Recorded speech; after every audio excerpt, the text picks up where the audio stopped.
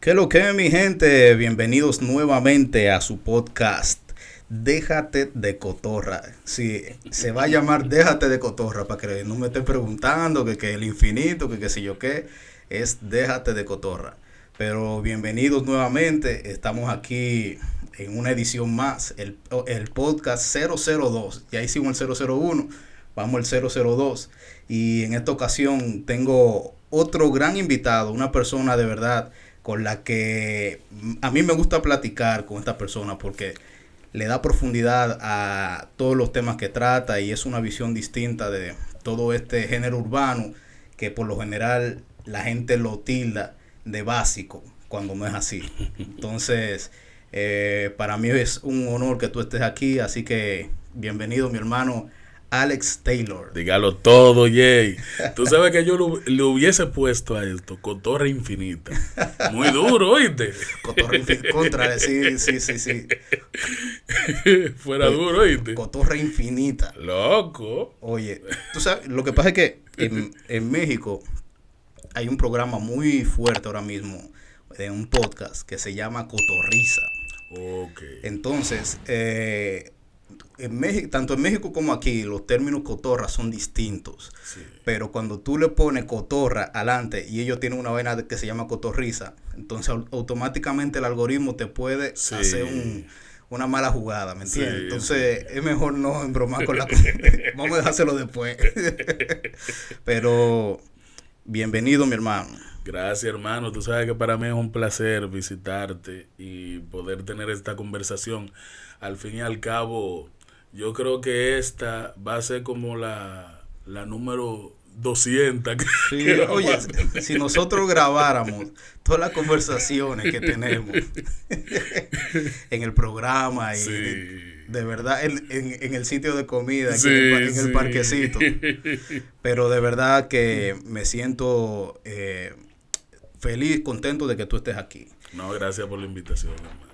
Taylor, con D al final, Taylor. Sí, Taylor. ¿Eso de dónde viene, esa D al final? Mira, tú sabes que nosotros empezamos en la música. Cuando digo nosotros, hablo de todo el movimiento en el que yo me desarrollé, al que pertenezco, en donde estaba Johnny, estaba gente como Aneudi Santos, Orlando Méndez, el comentarista, el mismo Ramón Tolentino, toda esa caterva de actores del movimiento.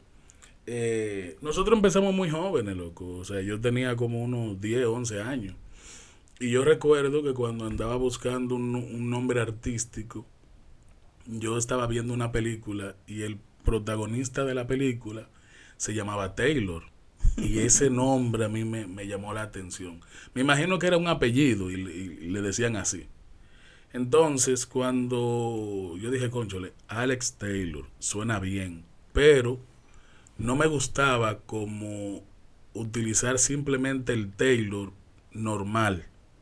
Quise ponerle una D al final para que tuviera como el RD de República Dominicana y Lord también de señor. Sí. ¿Tú entiendes? Yo siempre fui como muy de metamensaje, como de querer profundizar.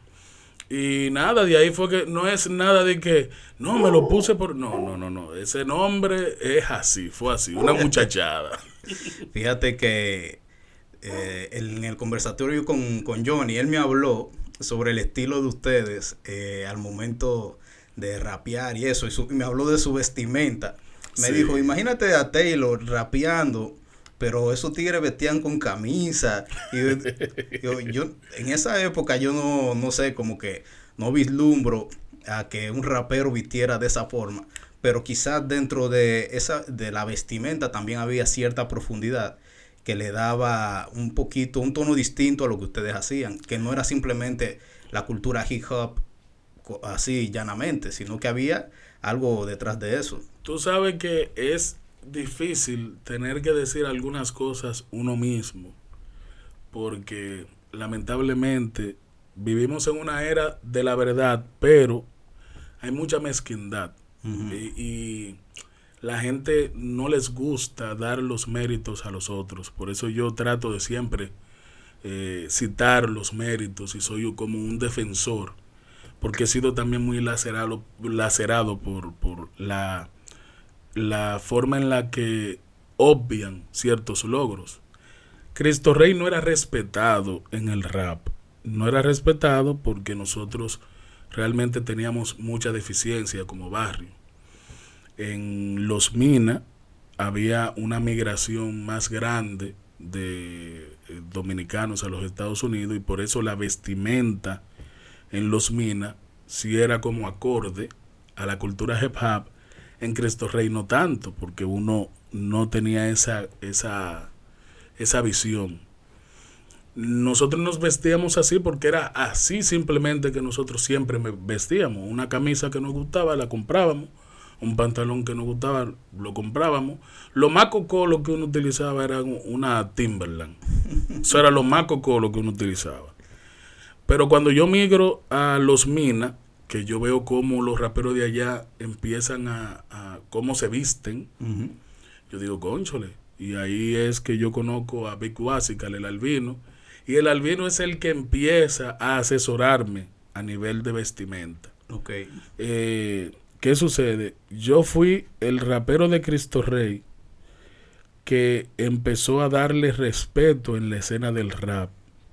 Por eso te dije al principio que es difícil como uno tener que darse ciertos méritos, pero en honor a la verdad, a mí me decían el único rapero de Cristo Rey en Los Minas. Por una percepción muy discriminatoria y despectiva, porque al principio no querían abrirme la puerta en Los Minas. Al principio simplemente ser cristorrellano equivalía a no ser rapero, a ser más un reggaetonero, a ser un novel, una gente que no rapeaba bien. Y gracias a Dios yo fui el que le quitó esa estampa, ese estigma al rapero de Cristo Rey. Pero sí, nosotros vestíamos así, ¿cómo te digo? Camisa, muy nobles.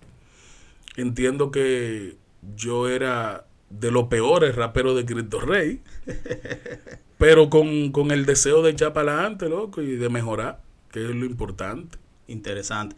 Fíjate que escuchándote hablar y sobre, como tú mencionas, ese entorno de Cristo Rey y de la forma en que he escuchado que crecieron en función de lo que me dijo también Johnny, que es de Cristo Rey, sí.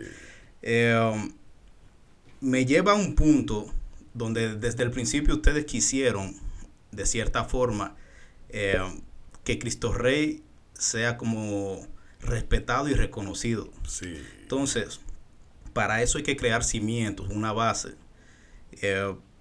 Y creo que eso es, dentro de eso está fundamentado el que tú tengas ahora lo que es la Fundación Alex Taylor. Sí, sí. En el crear esa base, ese fundamento para que levantar no solo Cristo Rey y lo que conlleva, sino a la juventud. Entonces yo quiero que tú me expliques un poquito sobre lo que es la Fundación Alex Taylor. Sí, mira, yo recuerdo que en un momento nosotros tuvimos el primer estudio de grabación urbano en Cristo Rey, Relevo Records, de donde salieron todos los artistas que en ese momento tuvieron cierta incidencia en el rap y en el reggaetón. Pero también a ese estudio era que iban todos los artistas, todos los raperos que tenían incidencia a nivel nacional. Y yo recuerdo que una persona que producía contenidos para un canal, el canal 33, me dice un día, Taylor, tú tienes que dejar de pensar tanto como si esto fuera una fundación y verlo más como negocio y como show business. Porque yo siempre fui de lo que creía en un movimiento en conjunto y en hacer música, y que la música nos iba a dar a nosotros la trascendencia y el dinero. Pero lamentablemente esa visión colectiva solamente la teníamos algunos. Otros se iban más por lo particular, y creo que eso fue lo que no permitió que el movimiento Relevo Record fuera más grande.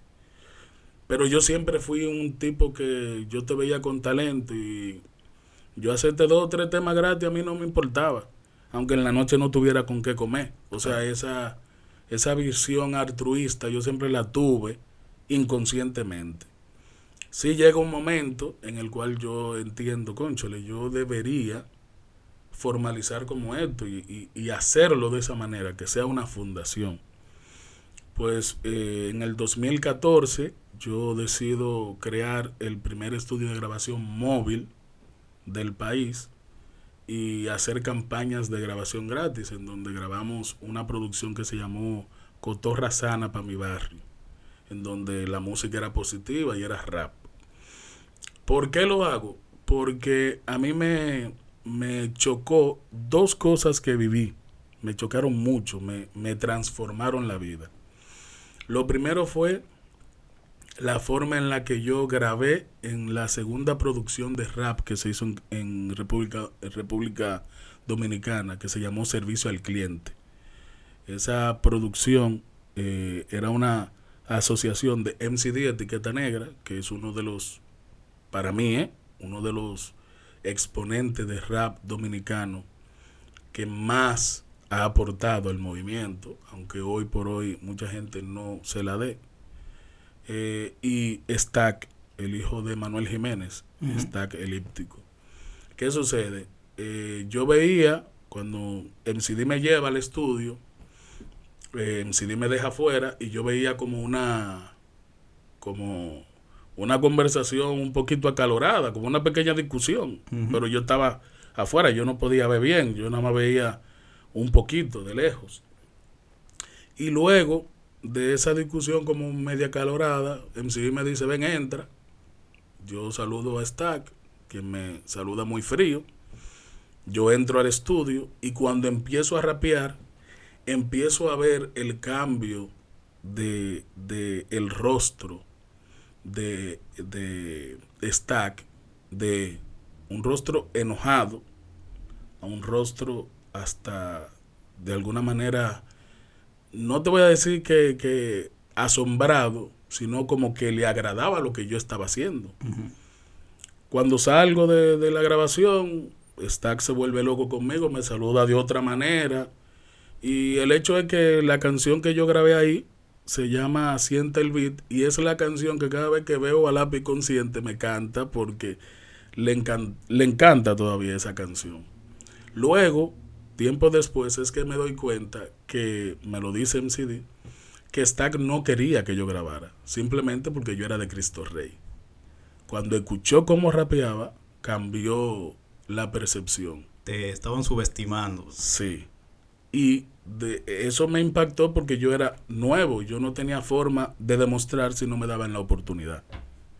Eso fue la primera cuestión, como que me hizo sentir que el nuevo talento necesitaba la oportunidad sin ningún tipo de discriminación ni predisposición. Pero lo segundo fue que el mismo Stack, o sea, es increíble como las dos cosas que más me han impactado de discriminación y de como de falta de oportunidad o de visión para los nuevos talentos, tiene a la misma persona. Stack un día me llama, él y yo éramos los únicos que hacíamos instrumentales en Los Minas, y él un día me llama, me dice, mira, va a ir un muchacho para allá que va a querer que tú le grabes, le hagas unos instrumentales. Yo le dije que yo no se lo podía hacer, no se lo haga, que yo no le quiero grabar. Pero ya ese muchacho había pasado por mi casa y ya yo había cuadrado. Yo le dije, yo te lo voy a hacer gratis eso. Porque lo vi que le faltaba mucho. O sea, lo vi que no tenía ningún tipo de condiciones para pagar lo mínimo.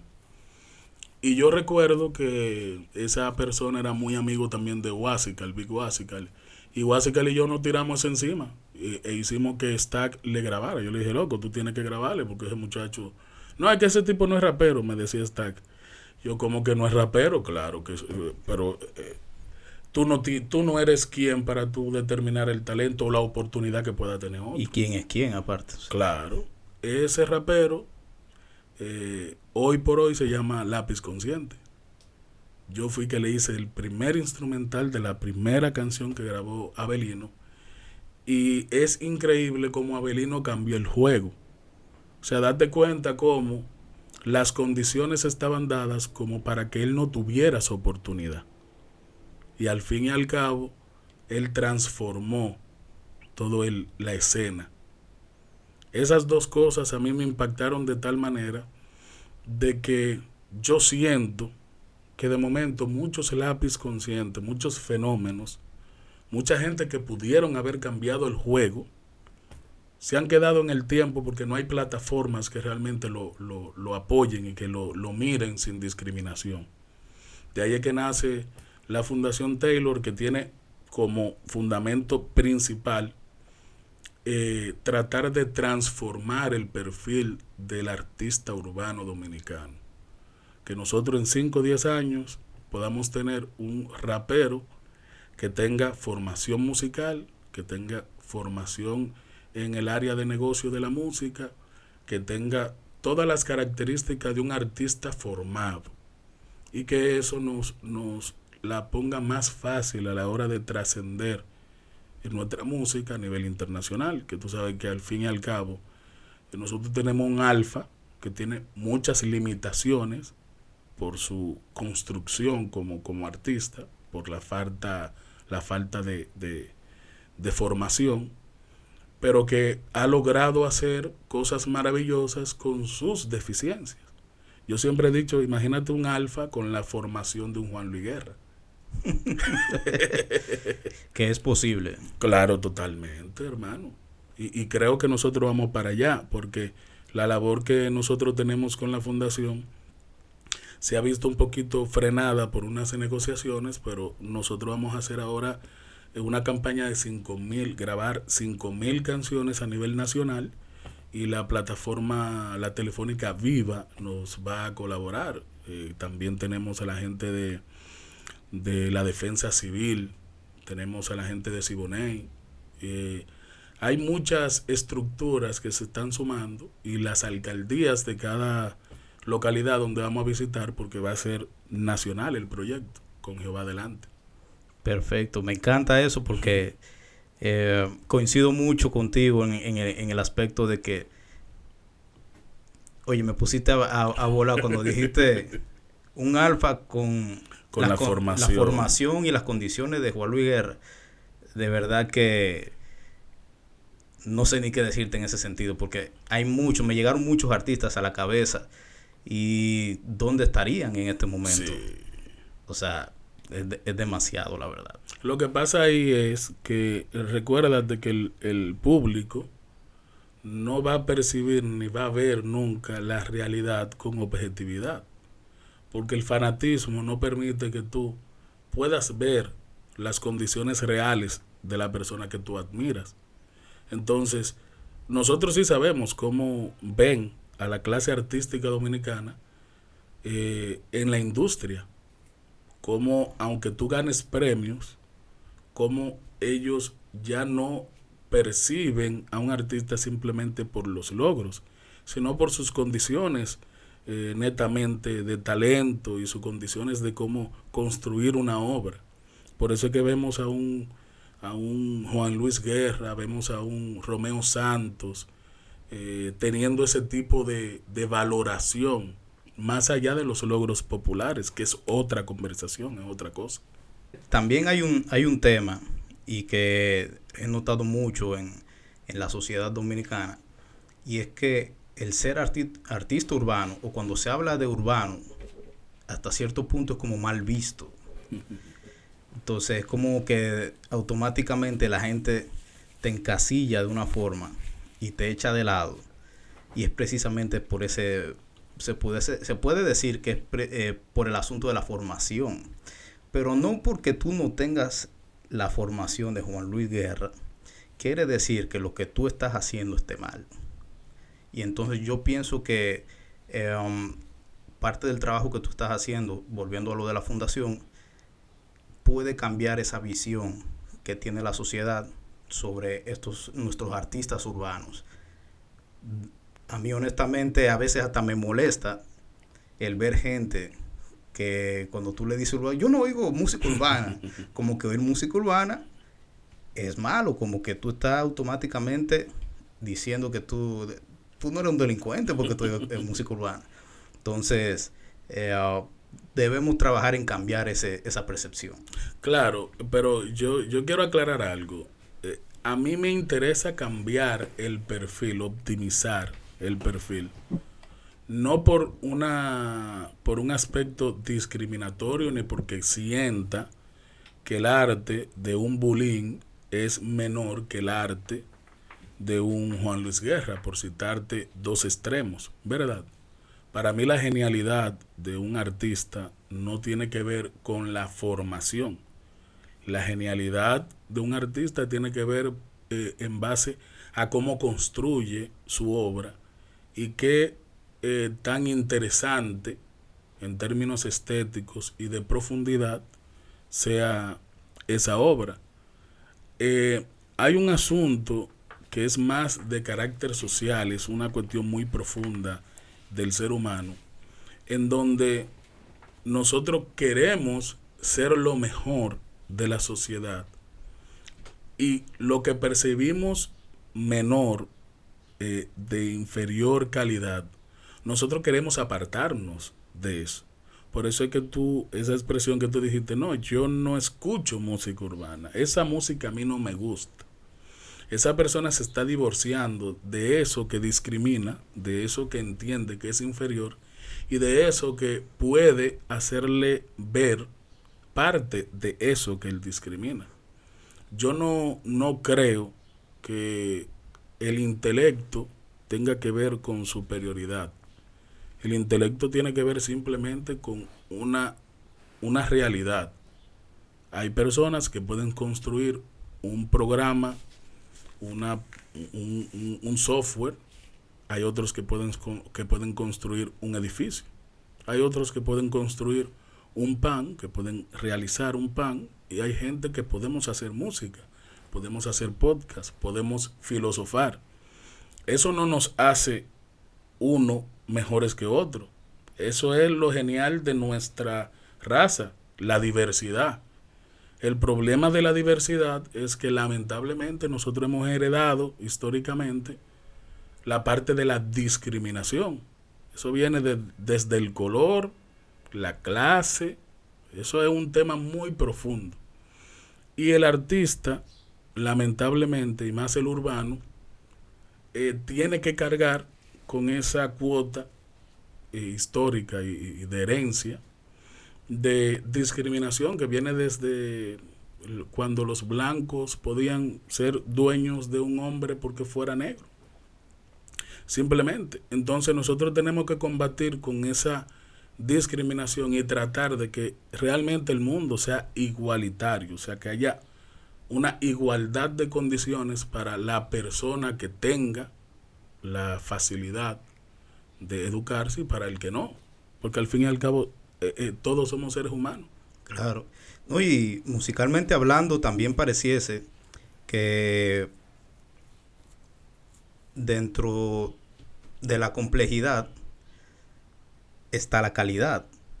Cuando mucha gente, por ejemplo, dice que la música urbana, eso no es música, porque dentro del sentido en conjunto lo encuentra básico. Y que sea básico en cuanto a su estructura musical no quiere decir que no tenga la sustancia necesaria para tú ponerlo como algo de calidad.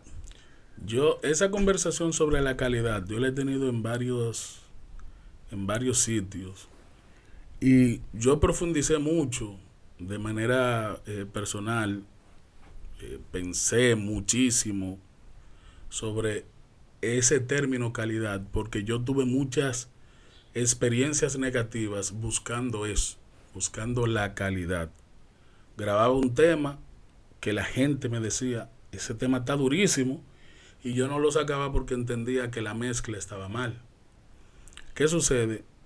Cuando yo empiezo a observar que la calidad realmente es una cuestión muy subjetiva y que lo que tiene calidad en un ambiente o en un género, para hablarte de música directamente, no necesariamente tú aplicas esa calidad en otro género y se va a ser un modelo de calidad en el otro género. Por decirte un ejemplo, el bombo en el merengue tradicional ni siquiera existía en un momento. Luego se le incluye y tiene una presencia muy, muy baja, ¿verdad?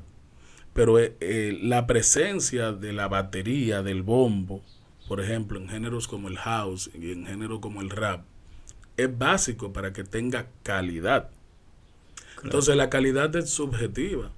Si tú entiendes en términos de gustos personales que la música tiene que tener un mensaje, la música que simplemente sea para tú bailar no va a tener calidad. Por eso yo creo que en lo que nosotros estamos cerrados es en ver la calidad como un parámetro universal. La calidad la determinas tú. Y donde sí rayamos ya en lo mal es cuando queremos imponer que lo que yo siento que tiene calidad es lo que tú debes entender que tenga calidad. Es una forma como caudillista de ver el mundo. ¿Tú no crees? Sí, o sea, y hasta un poco narcisista. Sí. Porque el tú decir que lo que yo consumo es lo que está correcto o es lo que es una forma egocentrista, narcisista, egoísta de ver... Saludos a Residente. Que es el problema de René con el mundo. El problema de René con el mundo es que él tiene una percepción de cómo deben ser las cosas tan subjetiva y tan hasta egoísta, en el que lamentablemente él llega a un punto que le duele tanto los abusos de un sistema político, pero ve justo los mismos abusos en otro sistema político, simplemente porque se siente atraído por el sistema político socialista, comunista. Incoherencia. Claro.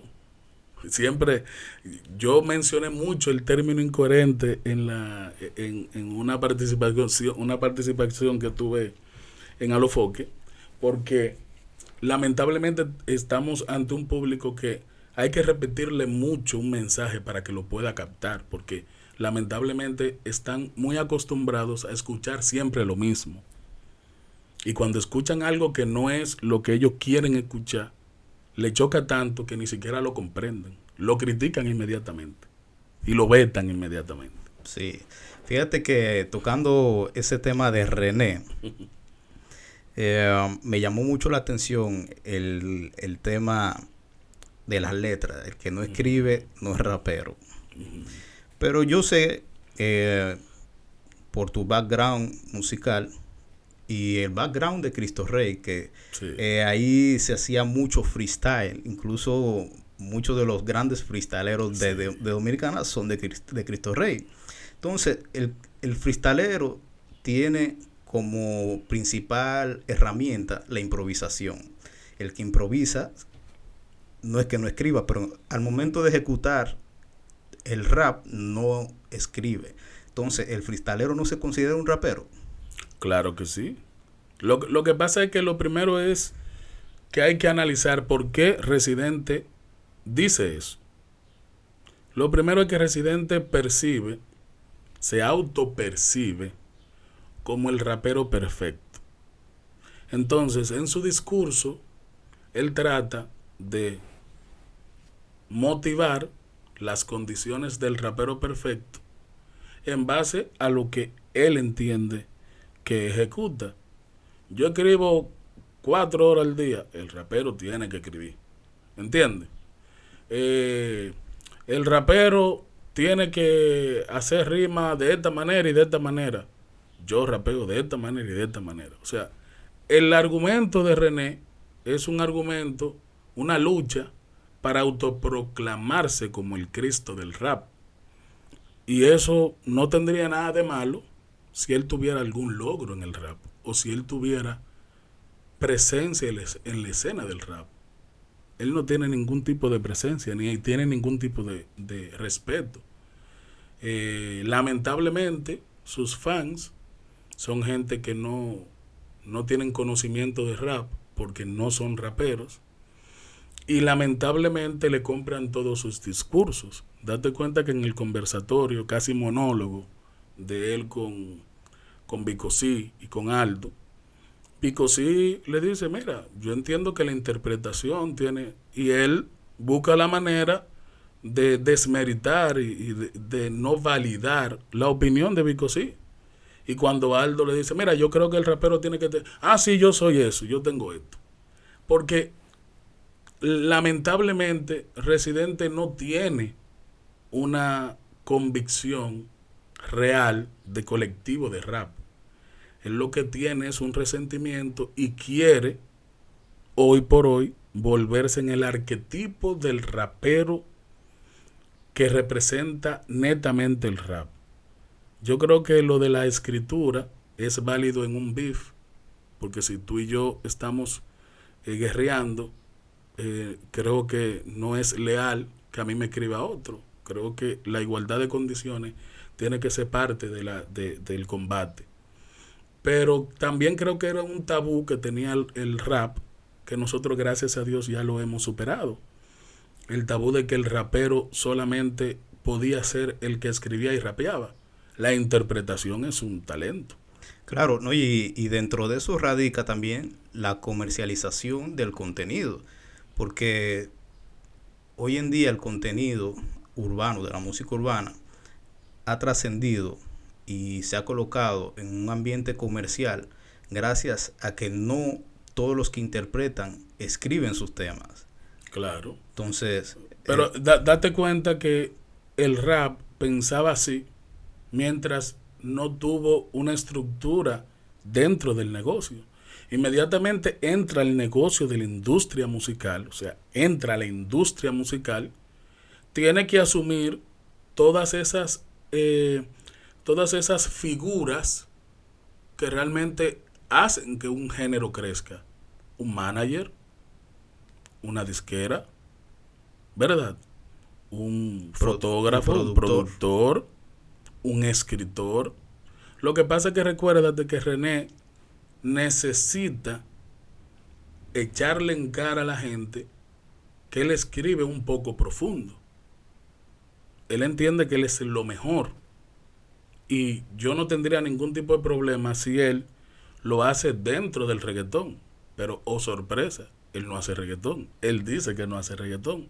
Y ciertamente el concepto musical, ya entrando en términos de producción musical, que tú conoces mucho, él no entra en el género reggaetón. Es más, de todos los Grammy que tiene, hay muchas categorías que fueron diseñadas a la medida, porque es parte de la estrategia que utiliza la industria para poder cotizar a sus productos. Y eso no tiene nada de malo. No, y no solo pasa en los Grammys, eso pasa en todas las premiaciones. Claro, pero como él se vanagloria de que tiene tantos Grammy y critica de momento, critica de J Balvin que está en un renglón que al parecer a él le choca porque no debería estar en él, con él hicieron lo mismo. Yo creo que es un asunto más de celo y de resentimiento y de un cambio generacional que él no quiere aceptar.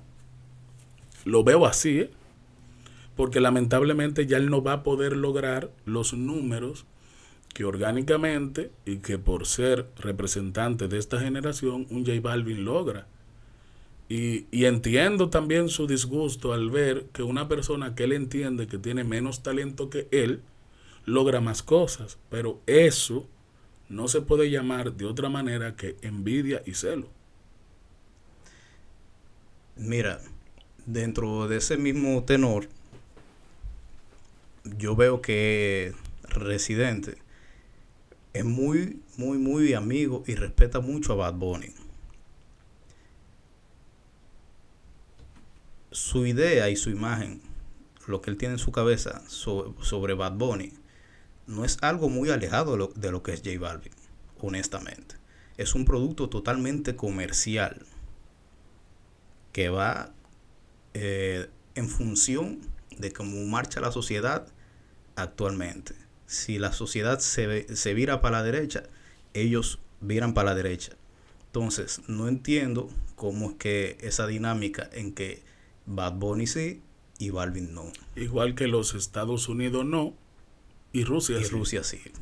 Porque el problema de la incoherencia no es tanto tener posturas que están divorciadas. El problema de la incoherencia es que muchas veces el incoherente no quiere aceptar su condición. Es lo propio que pasa cuando tú ves que él vanagloria a un Bad Bunny, cuando Bad Bunny debería ser una de las personas que él más odiara, porque él se aleja totalmente de lo que en términos de rap debe ser un rapero. O sea, él dice que él critica a J Balvin porque J Balvin representa un producto creado. Pero ¿qué producto no es creado? ¿Qué producto artístico no es creado? ¿Quién no vende un storytelling? ¿Tú me entiendes? O sea, lo que pasa es que es mejor, ¿verdad?, guerrear con un J Balvin que él sabe que no va a devolverle, que él sabe que no lo puede destruir, que tirarle a un Daddy Yankee o tirarle a un Bad Bunny. Si él le tira a un Daddy Yankee, entierra su carrera. Si él le tira a un Bad Bunny, entierra su carrera. Porque Bad Bunny sí le puede escribir una tiradera. Y sí tiene las suficientes agallas para decirle cosas que tal vez J Balvin, por una cuestión también de nacionalidad, no lo hace. Que tenemos ahí a un Pacho que le dijo todas las verdades a Residente y que tiene el suficiente peso, porque es no solamente puertorriqueño, es un puertorriqueño que goza del respeto de todo el movimiento. Claro. A ese él no le va a devolver tampoco. ¿Entendiste? Esperemos a ver. Bueno, al momento en que estamos grabando el podcast, Pacho soltó su canción anoche. Sí. Tremendo. Tendencia número 1. Sí, tendencia número 1. Hasta el momento, René no se ha pronunciado. Vamos a ver si cuando esté disponible. No, es que lamentablemente pueden suceder una de estas dos cosas. Que su ego lo traicione y su narcisismo lo traicione, como a Hitler, como a Pablo Escobar y a esa gente. Y que se destruya él lanzando algo para Pacho. O que lo omita y que siga siendo coherente en su incoherencia. Residente. Coherente en su incoherencia. En su incoherencia. Claro. Que mucha gente no lo entendería, pero su incoherencia es él simplemente escoger a quién él le va a lanzar. Él siempre le responde a gente que tengan menores condiciones. ¿Tú entiendes? Que es algo muy inteligente. Pero en su incoherencia, él debería ser coherente y no responderle a Pacho.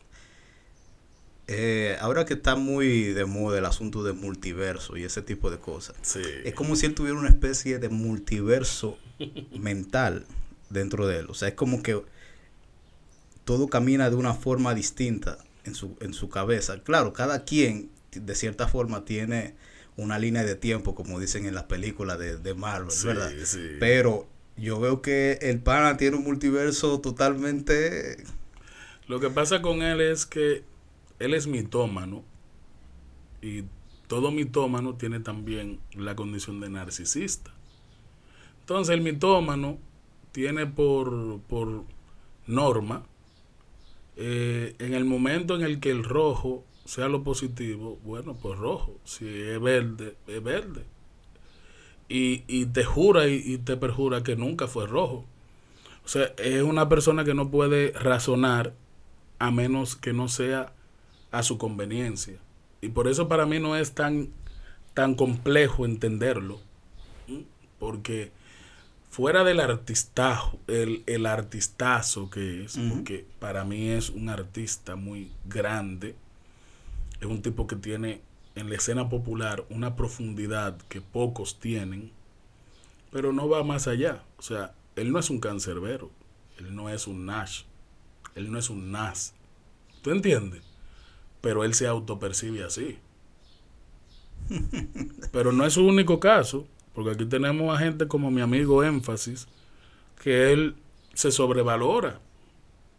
Y es parte también de su estructura como artista, siempre sobrevalorarse. Y creo que hasta un punto, el artista que no se sobrevalora no logra acceder al éxito. Fíjate que es curioso que esos artistas que se sobrevaloran de esa forma, que basan su discurso en la escritura y en su contenido, y que su música o la que más la música de ellos que más ha trascendido es quizás la que menos contenido en cuanto a escritura tiene, pero sí son las más comerciales. Claro. Entonces como que hay una diferencia y caemos a lo mismo, incoherencia dentro de lo que están diciendo. Fíjate, Énfasis, ¿cuál es la canción que, bueno, yo entiendo que a mi parecer es la canción que más ha trascendido de él, que es la de Pa' arriba, pa' abajo, lento? La canción Lento. Sin embargo, él tiene mucha música que no ha trascendido, y la que menos contenido tiene es la que trasciende. Igual René. René se introdujo en el mercado, la canción que yo creo que lo catapultó, la de Atrévete. Sí, Atrévete. Entonces tiene la de Se Vale Todo, que este sándwich de salchicha y toda esa vaina. Entonces él tiró su chinita ahí. Lamentablemente parece que él no lo recuerda. Él se vendió en un momento como un caballo de Troya. Él justificó eso como: yo voy a hacer música así y luego voy a mostrar lo que realmente soy, al mejor estilo de Eminem. Recuérdate que Eminem, que casualmente es su artista favorito y que casualmente él tiene mucho de Eminem, hasta ¿cómo se llama? La vainita blanca que él usa. La franela. La franelita. Sí.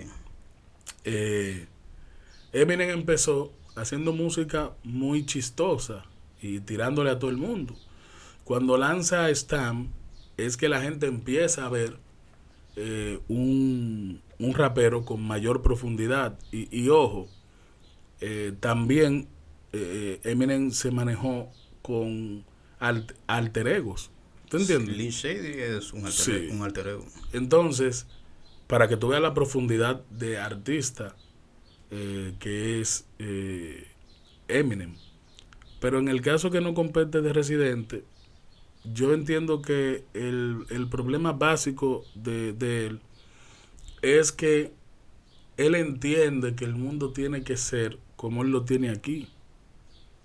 Y lamentablemente, está bien que a ti te guste el comunismo, que está bien que a ti te guste el socialismo, pero lamentablemente ni el mundo va a ser dominado por tu concepción, ni es justo que todo el mundo piense como tú. La diversidad es lo que nos hace a nosotros grandes como raza. Claro. Ya para cerrar ahí con Residente, vamos a cambiar de tema, porque no podemos pasar... Eso es profundo, sí. No podemos pasar horas debatiendo sobre estos temas. Bueno, el contenido de él dura 3 horas y no dejó hablar casi a Vico y a Aldo tampoco, pero bueno, Así está mismo. bien. Hay una situación que se está presentando a nivel de la música urbana, pero hacia el exterior. Uh-huh. Y es la internacionalización de la música urbana dominicana. Yo pienso, o sea, mucha gente tiene eso ahora, mucha gente habla de eso en la actualidad, pero yo creo que ya Dominicana pasó por una etapa similar con el Merenhouse. El Merenhouse fue 100% comercial y se internacionalizó al grado que llegó a Viña del Mar y todo ese tipo de cosas, que han pasado muchos años y no ha vuelto ningún exponente de la música urbana dominicana a esos escenarios, salvo la invitación que le hizo Bad Bunny al Alfa. Sí, que tengo una opinión muy particular de eso, de cómo después de ahí como que esa relación se fragmentó. Tú no te diste cuenta como que después de Viña del Mar nadie habla, ninguno de los dos habla del otro. Eso, yo tengo cierta conjetura que podemos más adelante profundizar. Pero mira, yo siempre digo en los retro de Alofoque que los dominicanos siempre hemos sido internacional en términos musicales. Con nosotros no. Nosotros hemos tenido gente como uno de los de Ron DMC, que era dominicano, muchísimos dominicanos dentro de la escena del reggaetón. Nosotros tenemos dominicanos en toda parte. En todo, sí. ¿Qué sucede con la música después del Merenhouse? Para mí el homicida de ese género fueron todos los grupos que lograron tener éxito porque no propiciaran que hubiera un movimiento. Eran un triunvirato, de ahí no salieron. Pero el que terminó de rematar el Merenhouse fue Vladimir Dotel cuando su incidencia popular hizo que cuando el Merenhouse dejó de ser atractivo para la industria, él migrara a otros géneros. Recuérdate que él hizo hasta balada.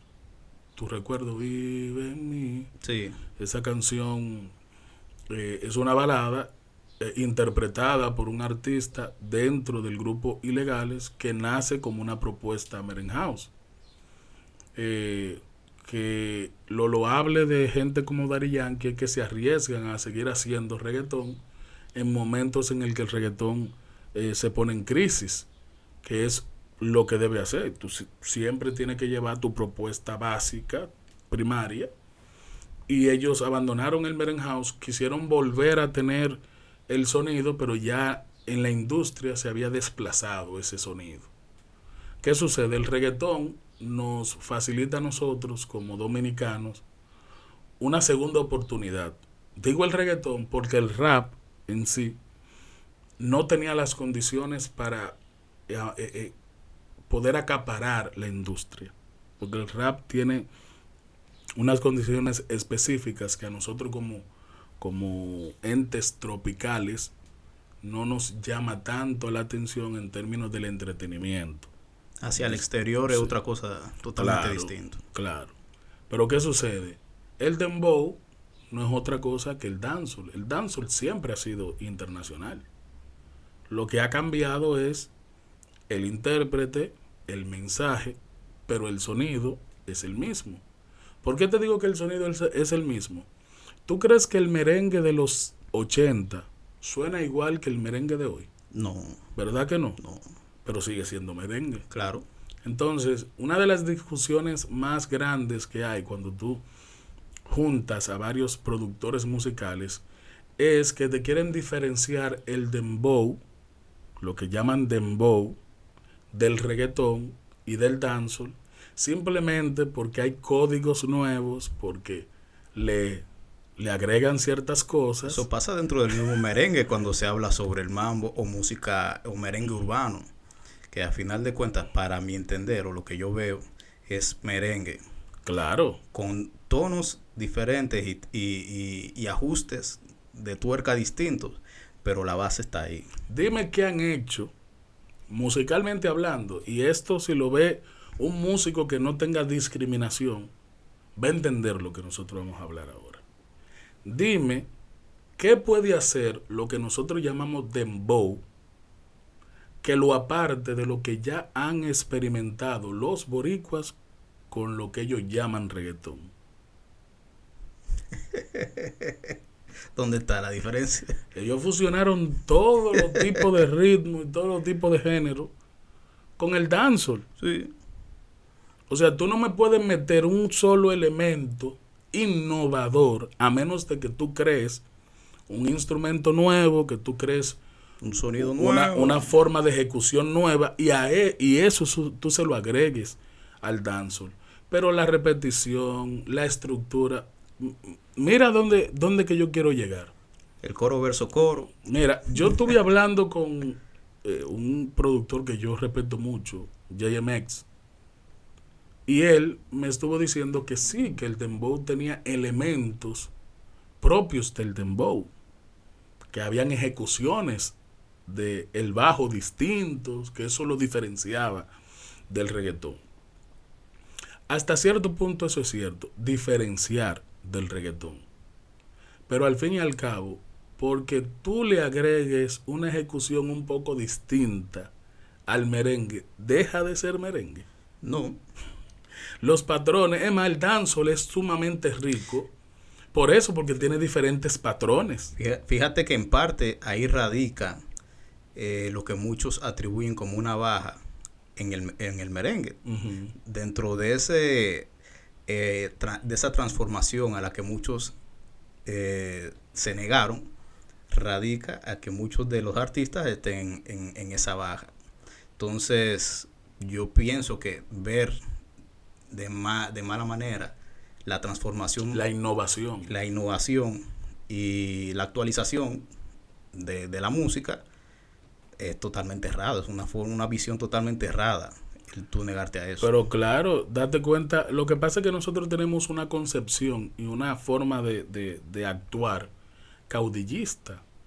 O sea, los merengueros no propiciaron las condiciones para que una sangre nueva no solamente ejecutara el merengue, sino que pudiera experimentar con el merengue. Ellos son celosos con el sonido.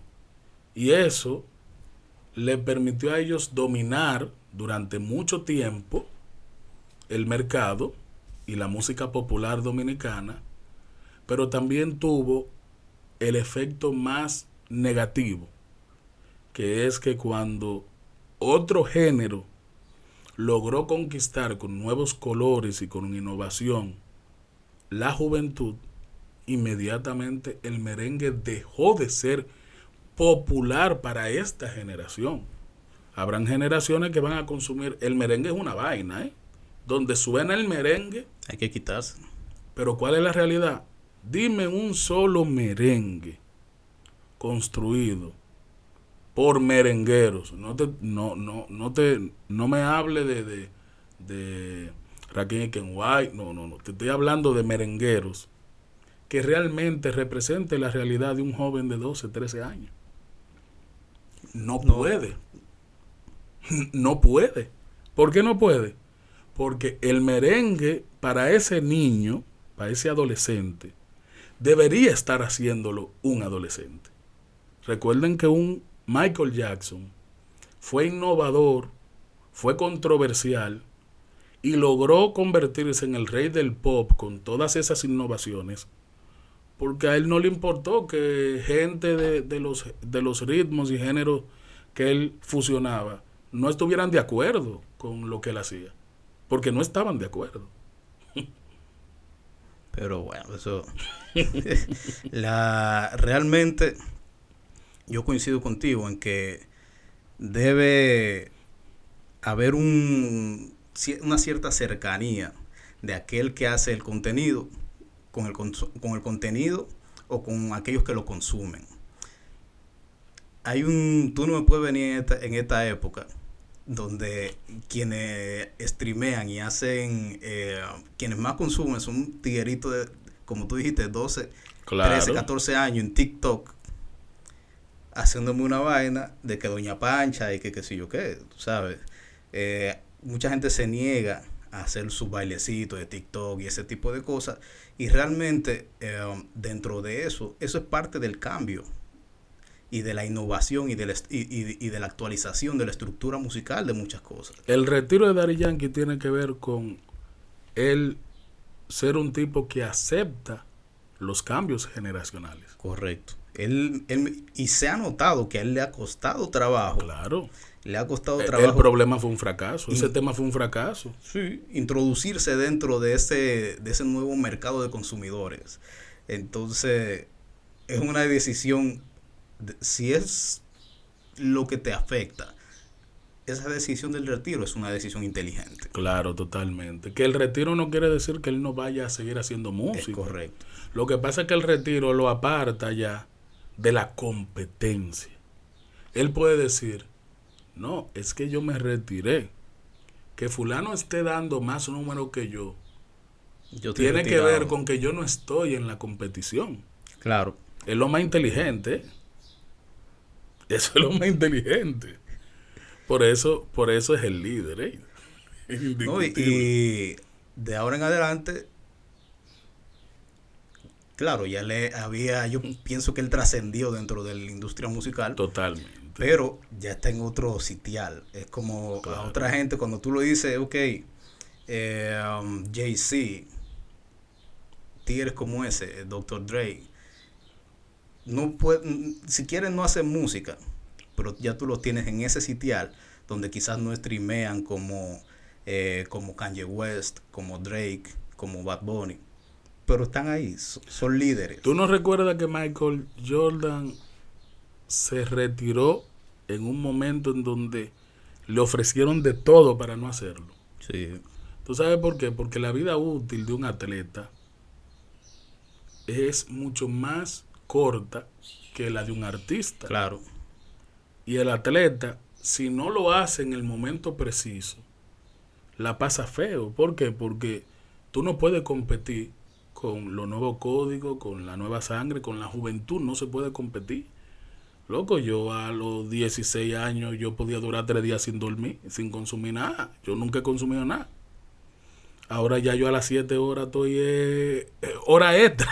Listo y servido. Claro, hermano, porque esa es la realidad, hermano. Bueno, eso, imagínate esos tigres con ese trajín de vida. Oh, mi hermano. Y con todo lo que esta nueva generación ha traído, tú sabes. Una parte interesante esa, pero creo que nos desviamos del tema inicial, que fue la internacionalización, que sí. nos desviamos, pero no es que está divorciado del tema, porque eso tiene mucho que ver también en esa lucha de que tu contenido se vuelva internacional. Entonces, tiene mucho que ver. Pero en cuanto a la música dominicana, en estos días vi un debate, o no un debate, una exposición de Santiago hablando sobre que el dembow seco, como le llaman mucho, que ese dembow no es internacional y que no streamea en países, en otros países, y que hacer música como la que está haciendo el Alfa, por ejemplo, el Garapín, que no se sabe lo que es, tiene la visión de un contenido internacional. ¿Qué tú opinas de eso? O sea, yo creo que en esa parte tienes razón. Yo sí creo que dentro de lo musical sí hay que tener esa visión de que tu música tú puedas verla en otros mercados. Ahora, en términos de espectáculo, que es una parte bien importante, tú tocaste algo por encimita hace unos minutos, y es que nosotros somos tropical. O sea, yo pienso que esos artistas que uno ve aquí en Dominicana, en discotecas, que cantan con una botella en la mano y no se mueven en el escenario, y te cantan ahí 45 minutos parados con una botella en la mano, voceando disparate, esos tigres en el exterior, o sea, en escenarios internacionales, va a ser complicado que trasciendan. Bueno, no tendrían ni siquiera el espacio de poder pisar un escenario. Porque la imagen que yo recuerdo del Alfa llegando a Viña del Mar con Bad Bunny, sí, ¿cuál es? El tipo haciendo un sprint como que Usain Bolt, saltando. Lo vi en Rosarito, en México, cuando salió el tipo saltando y el público vuelto loco, que sé yo, que esa es la espectacularidad que la gente quiere ver o que espera de los artistas del Caribe, del trópico, claro. ¿Me entiendes? Entonces, creo que en parte también radica en eso. O sea, mucha gente ve al exterior, ¿no? Que la música, si no me pone a bailar, pasa con el merengue. Sí, sí. Al momento en que el merengue dejó de ser un show, como lo había hecho Johnny Ventura, que siempre, era el combo show, sí. Se convirtió en un solista. Eso dejó de ser exportable. Dejó de ser atractivo para plazas que compran ese tipo de show. Claro. Y que se acostumbraron a ese tipo de concepto del dominicano. Pero ¿qué sucede con la internacionalización? Es algo muy complejo porque tú tienes a un grupo como Azul Azul con Bomba, que es prácticamente un tumpa tumpa como se ha bautizado, Ujú. con una guitarrita y un tipo rapeando. Sí. Y el tema fue mundial. Sí. Tú tienes muchos casos de temas que no son tampoco complejos en términos de producción, mas sin embargo algo atrae. ¿Qué sucede con el tema Jalapín? Que si ese tema lo tira un alfa hace 3 años atrás, no hubiese tenido la pequeña trascendencia que ha tenido hoy. Porque también hay que ver que un artista establecido puede arriesgarse y lanzar un tema que su sonido no sea el que la gente esté esperando. Claro, el apalancamiento. Claro. Pero ¿cuál es la realidad de la internacionalización de nuestro género? Voy a citarte un caso específico, Panamá. Panamá, al tener una vinculación muy directa con Jamaica, hace un dancehall más puro.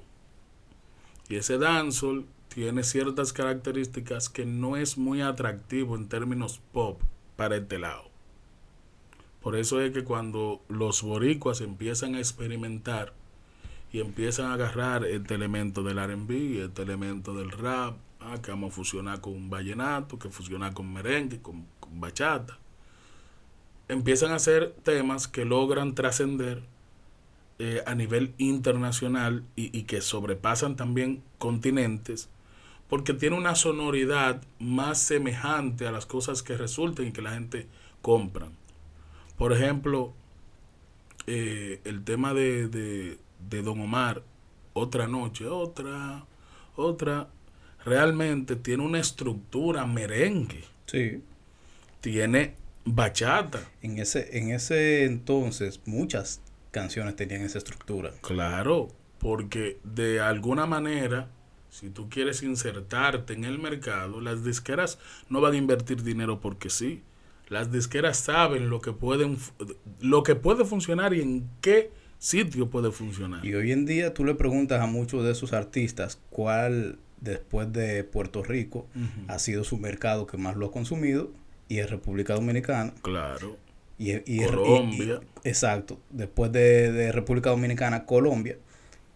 Y eso tiene que ver con esa mezcla, esa fusión Claro. de los ritmos de un país y de otro. Por eso es que tuve un Chimbala que está teniendo tanta incidencia para mí, y esto es una percepción muy objetiva. Chimbala tiene ciertas condiciones que hacen que sea mejor valorado para la industria que el alfa.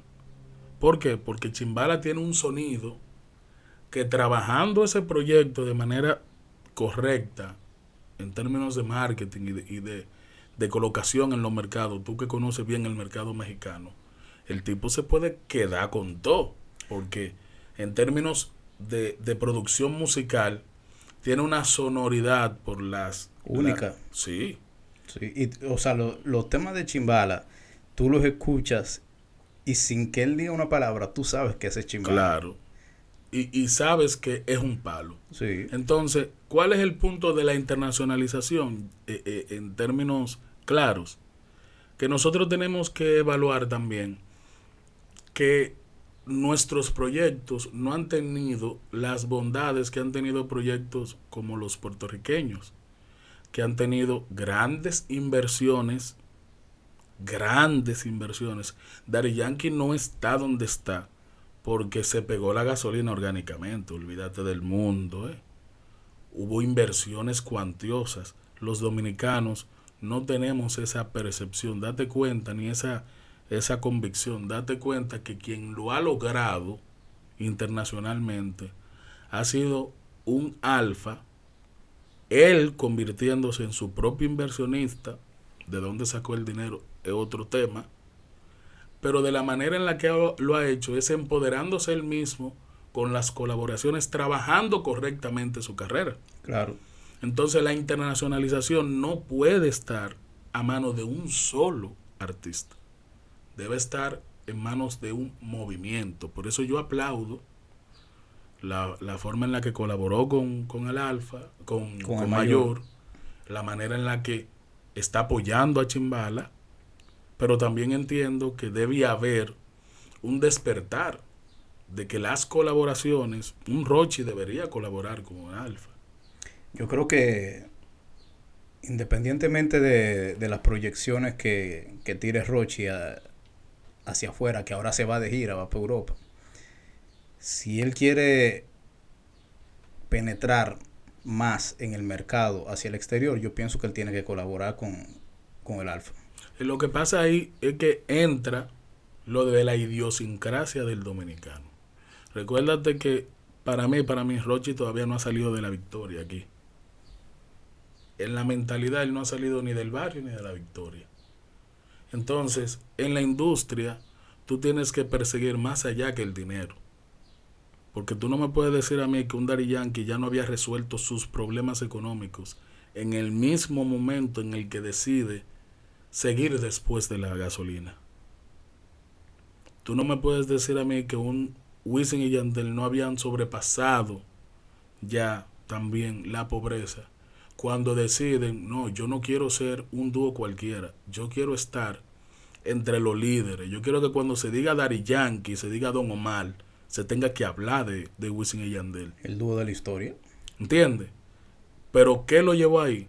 Recuérdate que Wisin y Yandel fueron de los primeros boricuas que empezaron a hacer inversiones reales en colaboraciones internacionales y que empezaron a diferenciarse en términos de concepto musical. Se fueron de lo urbano hasta en vestimenta. Y eso fue una postura muy arriesgada. Recuérdate que aquí un Mayor quiere invertir ahora porque vio que al Alfa le está resultando. Entonces son cosas que estamos superando. Tenemos una plataforma como la de Santiago Matías, que es el referente comunicacional latinoamericano. Pero tenemos la gran deficiencia, que es la falta de educación de nuestros exponentes, que muchos son genios, pero que lamentablemente no ven más allá. Debe haber una visión. Son empíricos. Sí. Y más allá de empírico, porque un Juan Bosch fue empírico y fue autodidacta. Sí. El problema de ellos es que no solamente son empíricos, es que fuera de su talento musical son muy pocos los que pueden hacer otra cosa o pueden ser estrategas. Yo veo a un Chimbala como un tipo que supo que tenía que buscar una gente que le escribiera y tenía que dejar de producir él y dejarse producir, y que tuvo que cambiar de un estilo para poder mantenerse en el tiempo. El Chimbala de hoy no es el mismo de Con los Pies. No, nunca. Y eso es lo que hace falta. Y no es lo mismo Chimbala produciendo que... ¿Cómo se llama que su productor? Que B1. Claro, o sea, no es lo mismo. Date cuenta que una de las bondades del Alfa es que ha sabido de dónde alimentarse para poder ganar. Por ejemplo, después del tema de Tali, el Alfa usa mucho de los recursos de Tali, Goya. Después de trabajar con ciertos artistas, el Alfa suena como ciertos artistas. Y eso no está mal. Daddy Yankee lo utiliza. Y se ve como esos artistas también. Claro, porque la alimentación, cuando tú colaboras, algo se te queda de ese artista que tú colaboraste y te impactó. Y te soy honesto, yo pienso que debería ser así. Porque Claro. Tú tienes que aprender. De Claro. todo lo que tú haces, tú tienes que sacarle el máximo o la mayor cantidad de jugo a lo que tú puedas. Entonces, si tú hiciste una colaboración para únicamente tener números y streamear, perdiste el tiempo para mí entender. Ganaste música, pero perdiste otras oportunidades. Claro. El Yankee que todo el mundo compró fue la réplica que hizo de Nicky Jam. Lo que pasa es que pocos podemos hablar de eso porque pocos lo vivimos, y también muchos de los que lo vivieron ni siquiera lo percibieron. Sí, o hicieron caso omiso de eso. ¿Tú entiendes? Sí. Vladimir Dotel de Ilegales hizo la canción Mentirosa. No. De Mentirosa, él cogió el estilo para La Loca. Es que esa loca me dejó muy loco. ¿Recuerdas? Sí, sí. Ese es el concepto del Hadaki. Y eso realmente se puede ver como oportunismo, pero nada es totalmente genuino. Tú tienes algo de donde te inspiras. Y al fin y al cabo, el que tiene más posibilidades es el que logra capitalizar la idea de otro. Claro. Y se nota que aquellos artistas que sacan provecho a esas oportunidades y esas oportunidades las mezclan o las juntan con el hambre o con la mentalidad abierta en cuanto a los cambios musicales y las adaptaciones y las transformaciones, si te fijas, dan resultados. Claro, Entonces, claro, totalmente. hemos mencionado al Alfa, pero es que actualmente de la música urbana en República Dominicana es el máximo referente. Claro, Y tiene esas condiciones, las reúne. claro. Pero por ejemplo, lo único que yo critico de una gente como el Alfa es que ya él debería ser... Es complejo porque también tú tienes que ver lo particular. Hay que ver cómo tú puedes lidiar con una escena de artistas aquí que realmente son indisciplinados y ese tipo de cosas. Pero yo siempre pongo el símil de lo que pasó con Héctor el Father y Don Omar. Como Héctor el Father pudo propiciar que un Don Omar estuviera en la escena y que hoy por hoy es un referente con más condiciones que Héctor, pero a Héctor siempre se le va a poner el viradito de que fue él que propició eso. Sí. ¿Tú entiendes? Como a Zion Arcángel. Y si seguimos así, te puedo citar muchísimos ejemplos de cómo un artista propició que otro grande pudiera tener espacio. Entonces lo propio deben hacer estos artistas. No digo que el mayor, el alfa, deben dejar de hacer música, pero hay mucho talento que pudiera cambiar el juego si ellos tienen la percepción un poquito más allá del ego del artista para saber que hay otros tiempos que demandan otros tipos de artistas. Ok. Ahora, en función de eso que tú me dices, ¿cuál tú crees que debería ser el próximo paso a dar del alfa? Porque la colaboración y eso es una cosa, pero yo pienso que debe haber ahora una visión más empresarial de su parte. Lo mismo que hizo Daddy Yankee en su momento con Cartel Records. Y quizás eso ayude a que esos talentos que tenemos ahora mismo en Dominicana, que están verdes en muchas cosas, puedan madurar dentro de la industria. Mira qué sucede. Si el alfa hace eso y no existen grandes inversionistas que entiendan que para lograr tener artistas de la magnitud de un Daddy Yankee hay que hacer grandes inversiones y hay que pensar en un mercado latinoamericano y no de un mercado dominicano. Si no existen esas dos cosas, lamentablemente no vamos a tener un movimiento vasto, una incidencia vasta en la escena de música urbana latina. Nosotros, como te dije, tenemos a un alfa por las inversiones que el alfa hizo, por la forma en la que negoció con Farruko, que ya tenía toda una plataforma para poderlo poder propiciar que él tuviera incidencia, porque el alfa solo no lo iba a poder lograr, al igual que muchos artistas nuevos no van a poder hacerlo si no tienen artistas que le allanen el camino. ¿Tú me entiendes? Claro.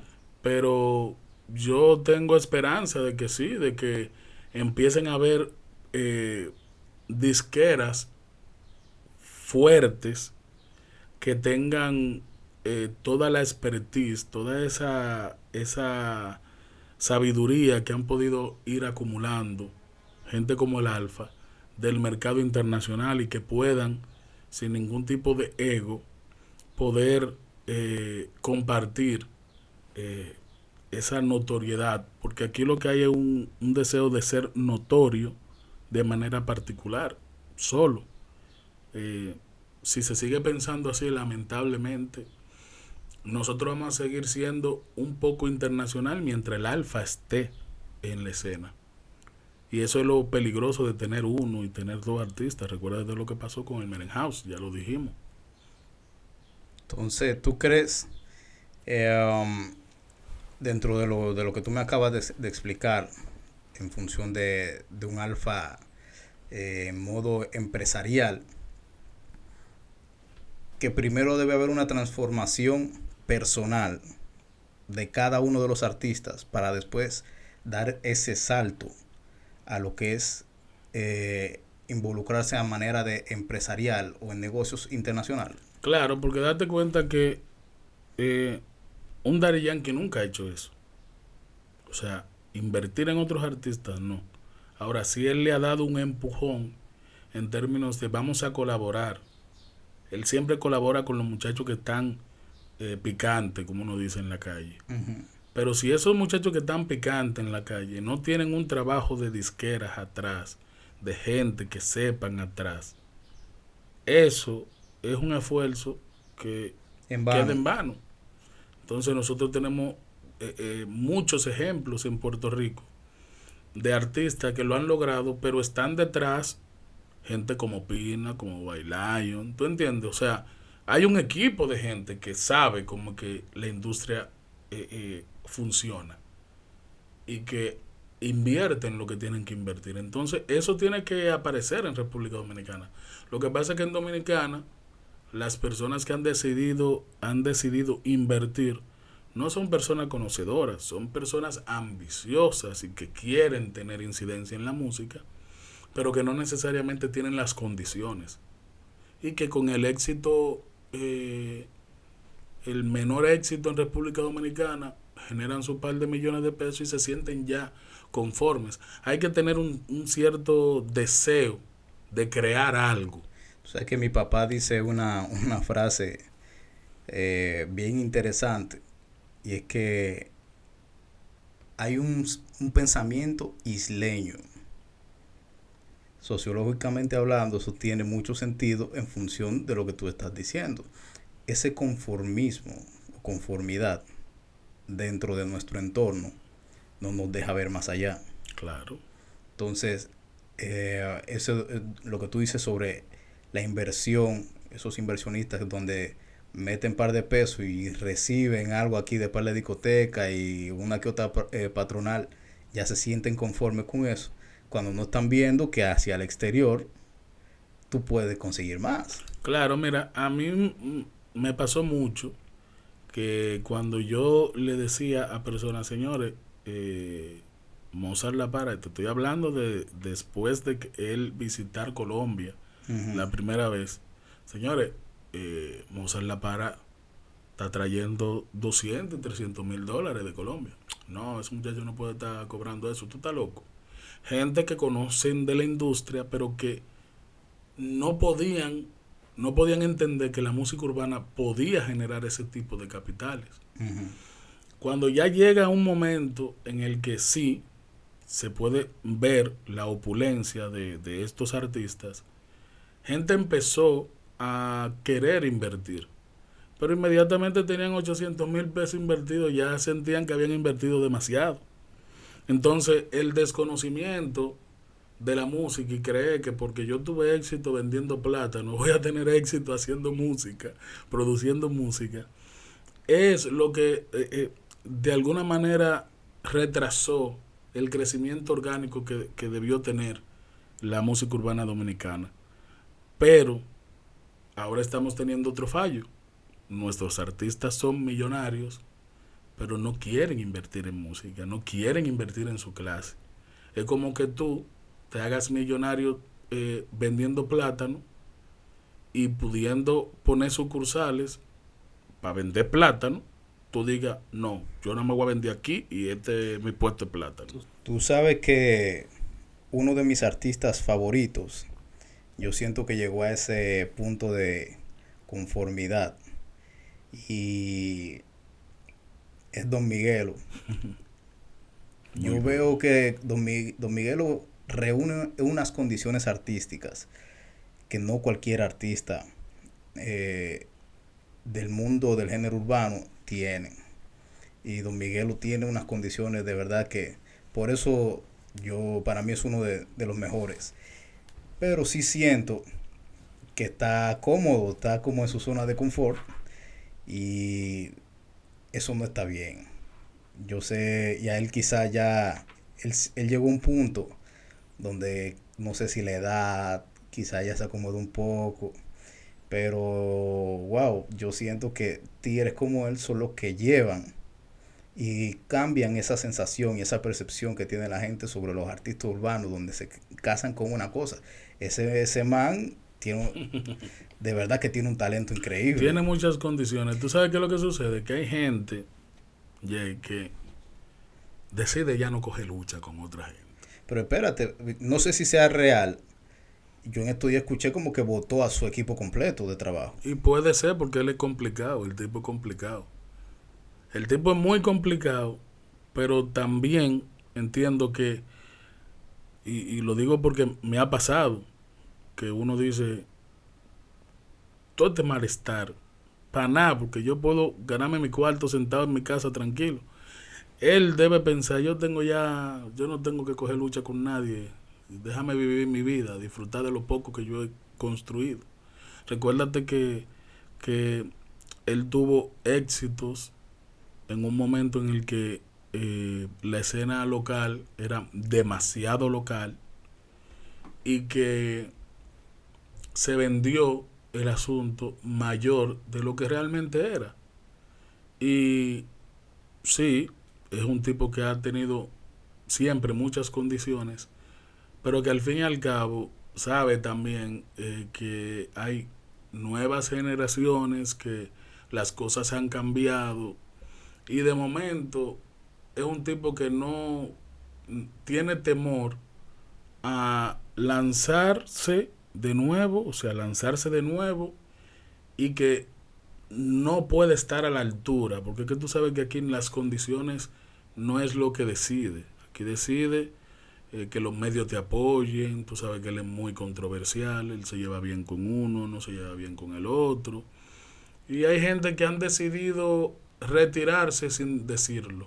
Yo creo que él es uno de los que debe seguir haciendo música, porque el músico no deja de hacer música hasta que se muere.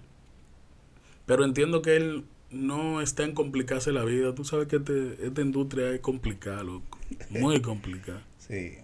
Mi hermano Taylor, yo tengo una, una duda, porque muchas veces hay ritmos que están de moda y tú de un momento a otro lo ves que desaparecen.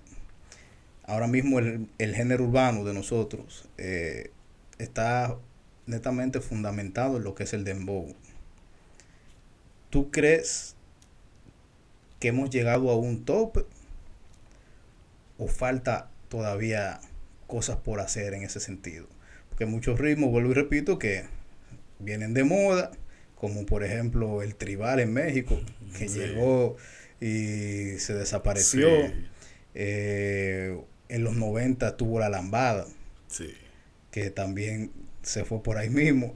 Hay cosas que también cuando el ritmo no está culturalmente fundamentado, tiende a desaparecer.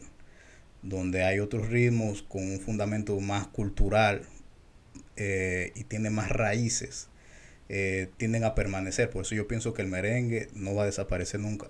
Podrá tener su baja, pero tiene un fundamento cultural que lo va a tener todo el tiempo ahí. Pero, ¿tú crees que el dembow tenga eso? La música no tiene límites, la música es infinita y yo no creo que los géneros desaparecen. Yo creo que existen generaciones que dejan de tenerla como parte fundamental de su entretenimiento.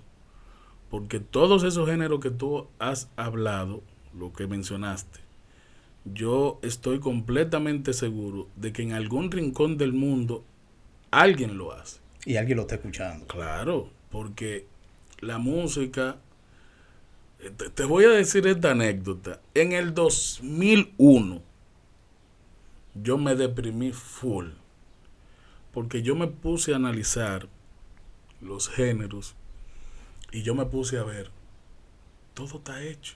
O sea, yo pensé, no existe forma de que pueda salir algo innovador. Y después de ahí, yo he escuchado infinidad de contenidos que son innovadores. Eso a mí me dejó claro de que en nuestra percepción y en nuestra línea de tiempo, nosotros sí podemos verle un final. Pero recuérdate que el mundo es de las nuevas generaciones. Y vendrán nuevos jóvenes que no van a tener, no van a estar programados, codificados como nosotros, con limitaciones. Y van a ver cosas posibles. Y se van a arriesgar a hacer cosas que nosotros ni siquiera contemplamos. ¿Cuántas veces tú no has escuchado algo que tú dices, un nombre, un concepto, que tú dices, ¿cómo eso no se me ocurrió a mí? Pasa, sí, sí. Porque nosotros estamos circunscritos. ¿O cómo llegó él a eso? Sí. Y diañe, pero mire, él está haciendo esa vaina tan simple y tan duro. ¿Y cómo a mí no se me ocurrió eso? Porque nosotros estamos circunscritos a nuestras limitantes. Porque una persona, por ejemplo, yo tengo 40 años, bueno, el trap a mí no me representa.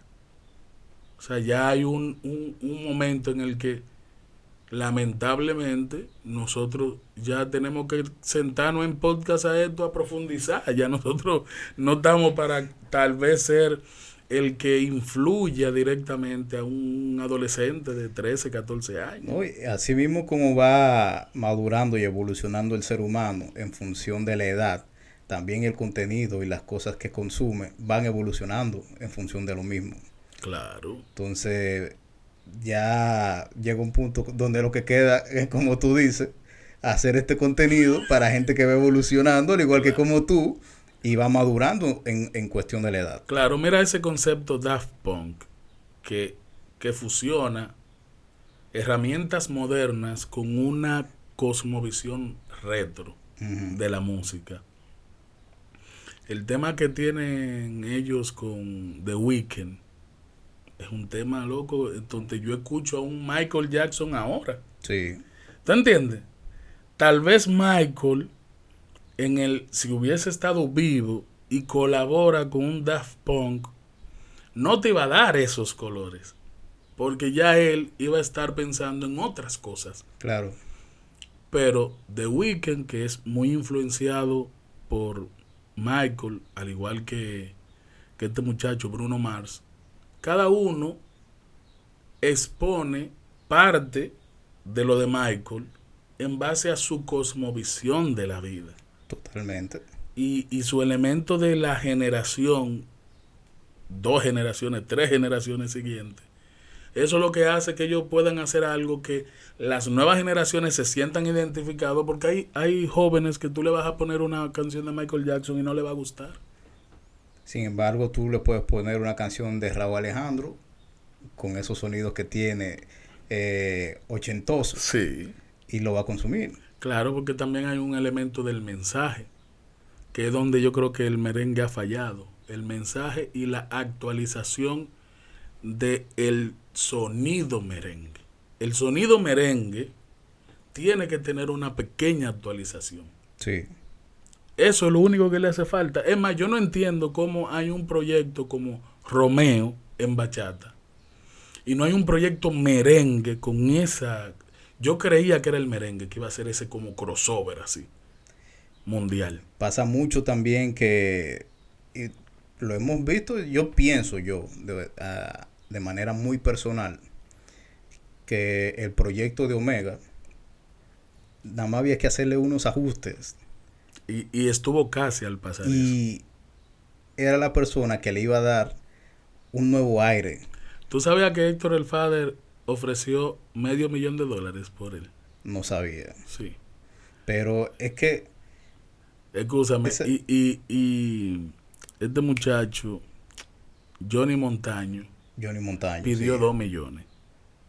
Y, y Héctor no se volvió a comunicar. Pero la visión que tenía Héctor era volver a Omega Mundial, porque tenía el sonido. Yo pienso que esos pequeños ajustes eran lo que él iban a llevar y dar un nuevo aire al merengue. Claro, era una persona que había que prepararla bastante, alinearla, porque no era fácil. Pero también, o no la industria, el movimiento del merengue, lo hasta cierto punto lo encarceló. Omega tenía todas las condiciones para producirse de una manera que conquistara el mundo. Sí, Lo que no sé si sus condiciones personales, todas sus situaciones, iban a permitir, creo que no, iban a permitir que se lograra, porque él tuvo oportunidades luego con Akon y también le echó a la basura. Claro, pero ahí es donde voy. Hay forma de tú hacer esos ajustes. Claro. Y creo que en él se perdió una oportunidad que no creo que vuelva, por lo menos en mucho tiempo. Ahora te voy a decir algo que si lo ve una persona que le gusta el merengue, pero que esté dispuesto a trascender mundialmente y se lleva de esto que te voy a decir, lo puede lograr.